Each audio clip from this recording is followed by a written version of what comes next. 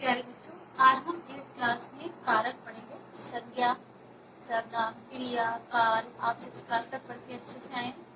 अब कारक की शुरुआत करते हैं। तो सबसे पहले कारक की परिभाषा को जानेंगे। ठीक है, परिभाषा। कारक शब्द का शाब्दिक अर्थ होता है करने वाला, किंतु व्याकरण में एक ये प्रभाषिक शब्द है, कारण या कारण।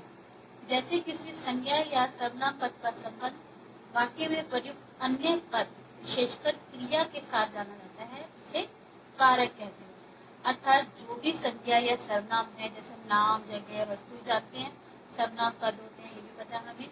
तो इनके साथ जो क्रियाएं होती हैं, हंसना, बोलना, उनके साथ जो विभक्ति चिन्ह लगते हैं, अर्थात उन्हें ही कारक का नाम भी कहा जाता है। विभक्ति, तो देखो विभक्ति विभक्ति क्या करती है? कारकों को प्रकट करने के लिए संज्ञा या सर्वनाम के साथ जो चिन्ह लगाए जाते हैं उसे विभक्ति कहते हैं। प्रत्येक कारक को का विभक्ति चिन्ह होता है। प्रत्येक कारक, जितने भी कारक होते हैं हमारे हिंदी व्याकरण में, इनके साथ एक विभक्ति चिन्ह होता है, किंतु हर कारक के साथ विभक्ति चिन्ह का प्रयोग हो यह भी आवश्यक नहीं है। कई बार हमारे पास कर्ता जो कार्य करता है, जो काम करता है, उसके लिए कारक चिन्हों की आवश्यकता नहीं होती। अब हम जानेंगे कारक के प्रकार। हिंदी में कारक जो है वो 8 प्रकार के होते हैं। अब पहला है कर्ता कारक, दूसरा कर्म कारक, तीसरा कर्म कारक, चौथा संपादन कारक, आपादान, संबंध, अधिकरण और संबोधन। तो सबसे पहले हम जानेंगे कर्ता कारक। कर्ता कारक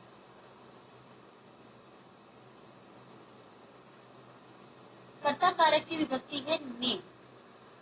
संज्ञा या सर्वनाम, संज्ञा या सर्वनाम का वह रूप जो क्रिया अर्थात कार्य करने का, जो भी संज्ञा या सर्वनाम कार्य कर रहा है, क्रिया कर रहा है, उसका बोध कराता है, अर्थात क्रिया करने वाले के साथ कर्ता कार्य कहलाता है। ठीक है, अगर संज्ञा या सर्वनाम कोई भी कार्य कर रही है तो उसे बोला जाता है कर्ता कारक। कर्ता कारक को विभक्ति चिन्ह ने से प्रस्तुत किया जाता है। ने विभक्ति का प्रयोग कर्ता कारक के साथ केवल भूतकालिक क्रियाओं में ही होता है, अर्थात जो क्रियाएं हो चुकी है उनके साथ ही होता है। अतः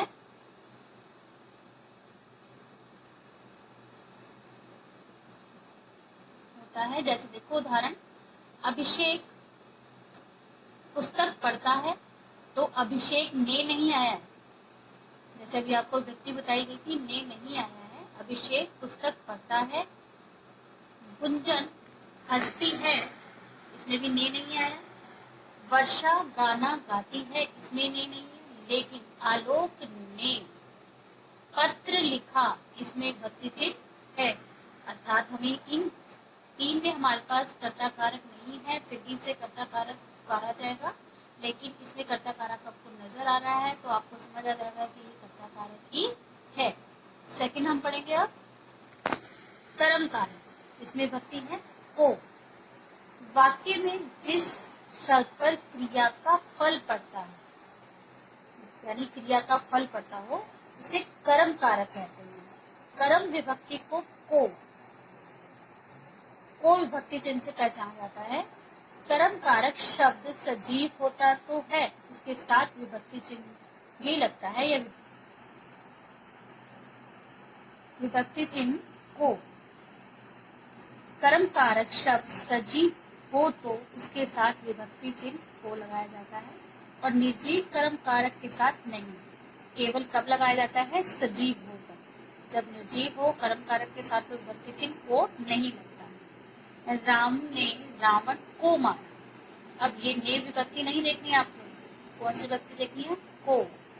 रावण को मारा, किसके ऊपर फल का प्रभाव पड़ा है? रावण के ऊपर पड़ा है। नंदन दूध पीता है। ठीक है, अब जानेंगे हम तीसरी कारक के बारे में, करण कारक। करण कारक की विभक्ति है से। वाक्य में कर्ता जिस साधन या माध्यम, जिसकी सोर्स का प्रयोग करता है, माध्यम का प्रयोग करता है, माध्यम से क्रिया करता है, कार्य करता है या क्रिया करता है, अर्थात क्रिया के साधन को करण कारक कहते हैं। करण कारक की विभक्ति है से। जैसे ज्योत्सना चाकू से सब्जी काटती है। तो ज्योत्सना के द्वारा अगर चाकू चलाया जा रहा है या रहता है, लेकिन सब्जी कटती किससे है? सिर्फ चाकू से। और क्रिया कौन कर रही है यहाँ पर? ज्योत्सना।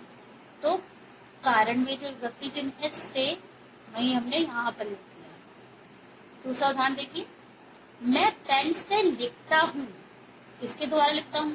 पेन से। अर्थात अगर पेन क्रिया कब करेगा? जब यहाँ पर मैं यानी हम काम करेंगे तभी पेन लिखेगा, अर्थात वो पेन ऐसे ही रखा है। क्रिया कब होगी? पेन से लिखने पर। चौथा देखिए, संपादन कारक। अब इसमें विभक्ति है आपके पास, चौथा कारक है संप्रदान कारक। प्रदान, देखो उसके नाम से पता चल रहा है, सम और प्रदान, किसी को कुछ देना।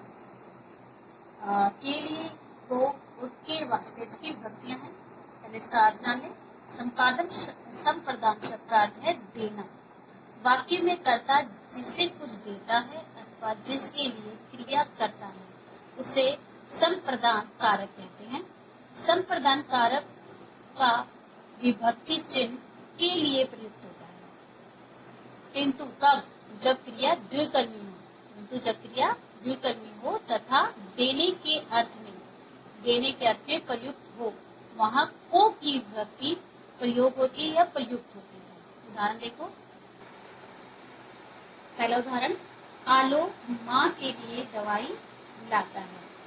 दूसरा, मीनाक्षी ने कविता को पुस्तक दी। अतः द्वितीय वाक्य में जो कविता है वो क्या है? संप्रदान कारक होगी, क्योंकि द्विकर्मी हो गई। मीनाक्षी ने भी क्रिया की और कविता ने पुस्तक को ग्रहण करने की क्रिया की, तो दोनों में द्विकर्मी क्रिया हो गई। तीसरा देखिए, भिखारी को भीख दो। भिखारी को भीख दो, यहाँ को शब्द किसके अर्थ में आया? अर्थ के रूप में। क्या दो? भीख दो। ठीक है, अगर प्रश्न करेंगे भिखारी को क्या दो, तो कहेगा भिखारी को भीख दो। अर्थ क्या हो गया? भीख। अब पांचवा देखिए, अपादान कारक। इसमें है अपादान का अर्थ है से पृथक, से अलग, यानी इनकी दो विभक्तियां हैं, से पृथक और से अलग। वाक्य में जब किसी संज्ञा सर्वनाम के जिस रूप से एक व्यक्ति या व्यक्ति का दूसरी वस्तु या व्यक्ति से अलग होने या तुलना करने का भाव उत्पन्न होता हो या बोध कराया जाता हो, उसे अपादान कारक कहते हैं। जिससे अलग हो जाए, यानी सेपरेट हो जाए, अलग हो जाए या जिससे तुलना की जाए, या तो कंपैरिजन हो या दोनों में उनको डिफरेंस कर दिया जाए, उसे अपादान कारक कहते हैं। इसकी विभक्ति भी से ही है। से आपने पहले भी पढ़ी थी, किंतु यहाँ से पृथक और अलग का बोध कराता है। उदाहरण देखिए, पहला, पेड़ से पत्ता गिरता है, यानी पेड़ से पत्ता पूरी तरह अलग हो गया, वो दोबारा जुड़ नहीं सकता, पृथक हो गया, अलग हो गया। दूसरा उदाहरण देखिए, कविता सविता से अच्छा गाती है। अब इसमें तुलना की गई है कविता और सविता में, ठीक है, यानी दोनों की तुलना करने पर सविता उससे ज्यादा अच्छा गाती है। अब हमारे पास छठा है संबंध का, की, के, रा, री, रे, ना, ने, नी, ये इसकी विभक्ति है। अब देखो उसको ध्यान से जरा, इसकी विभक्तियां बहुत सारी हैं। इसलिए जब वाक्य में किसी संज्ञा या सर्वनाम का अन्य किसी संज्ञा या सर्वनाम से संबंध हो, जिससे संबंध हो यानी कनेक्शन हो, कनेक्ट होता हो, उसे संबंध कारक कहते हैं। इसके विभक्ति चिन्ह है का, के, को, रा, रा, रे, ना, ने, नी आदि बहुत सारे हैं। उदाहरण देखो, उदाहरण से कुछ ज्यादा अच्छे से समझ आएगा आपको। अजय की पुस्तक गुम गई। किसकी पुस्तक गुमी है? अजय की। यहाँ पर प्रश्न भी आ सकता है, वैसे किसकी पुस्तक गुमी है? अजय की। तुम्हारा चश्मा यहाँ रखा है। कहाँ रखा है? यहाँ रखा है। यहाँ भी प्रश्न देख रहे हो। अपना कार्य स्वयं करो, यहाँ पर किसी को आदेश दिया गया है, यानी कौन सा कार्य किसने करना है? केवल अपना कार्य, यानी उसका संबंध किससे है? उसके खुद के कार्य से, स्वयं के कार्य से। ठीक है, अब आइए हमारे अधिकरण कारक। सातवां कारक है आपका, इसमें विभक्ति है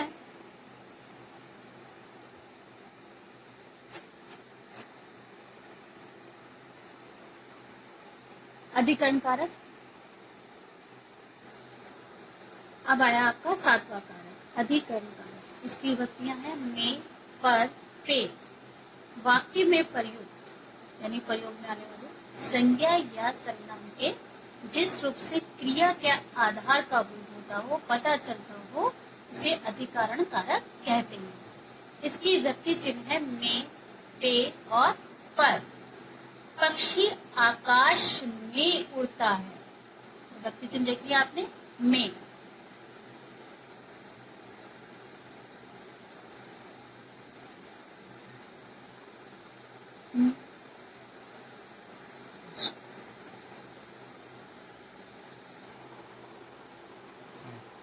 दूसरा उदाहरण है मेज पर पुस्तक पड़ी है, पर विभक्ति देख रहे हो। अब आपका आठवां कारक है संबोधन कारक, यानी जिससे हमें संबोधित करते हैं वाले शब्दों का प्रयोग करते हैं।